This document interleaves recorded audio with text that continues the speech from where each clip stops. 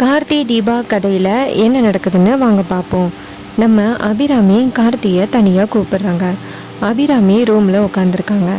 கார்த்தி நேராக அபிராமியை பார்த்துட்டு, ஏம்மா இவ்வளோ சோகமாக இருக்கீங்க அப்படின்னு கேட்க, அதுக்கு அபிராமி சொல்கிறாங்க, கார்த்தி இந்த மாதிரி இன்னைக்கு நான் ஐஸ்வர்யாவை அடிச்சிட்டேன் அப்படின்னு சொல்கிறாங்க. இது கேட்டுட்டு கார்த்தி கேட்குறாரு, ஏம்மா ஐஸ்வர்யாவை அடிச்சிங்க, அப்படி என்ன நடந்துச்சு அப்படின்னு. அதுக்கு அபிராமி சொல்கிறாங்க, கார்த்தி இன்னைக்கு அந்த ஐஸ்வர்யா சொத்தை பிரித்து கேட்டா அப்படின்னு. இது கேட்டுட்டு கார்த்தி ரொம்ப ஷாக் ஆகுறாரு. என்னம்மா சொல்கிறீங்க, சொத்தை பிரித்து கேட்டாங்களா அப்படின்னு. அதுக்கு அபிராமி சொல்கிறாங்க, ஆமாப்பா, சொத்தை பிரித்து கேட்டா நான் கோபத்தில் அவளை அடிச்சிட்டேன்.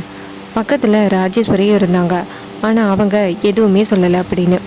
இதை கேட்டுட்டு கார்த்தி சொல்கிறாரு, என்னம்மா இது எல்லாமே இந்த ராஜேஸ்வரி தாம்மா சொல்லி கொடுத்து பேசுகிறாங்க அப்படின்னு. அப்போ அபிராமி சொல்கிறாங்க, கார்த்தி நான் செத்தாலும் சொத்தை பிரிக்கக்கூடாதுப்பா அப்படின்னு. அதுக்கு கார்த்தி சொல்கிறாரு, அம்மா கண்டிப்பாக சொத்தை பிரிக்க மாட்டோம், இந்த குடும்பம் எப்போவுமே ஒத்துமையாக இருக்கும் அப்படின்னு சொல்கிறாங்க.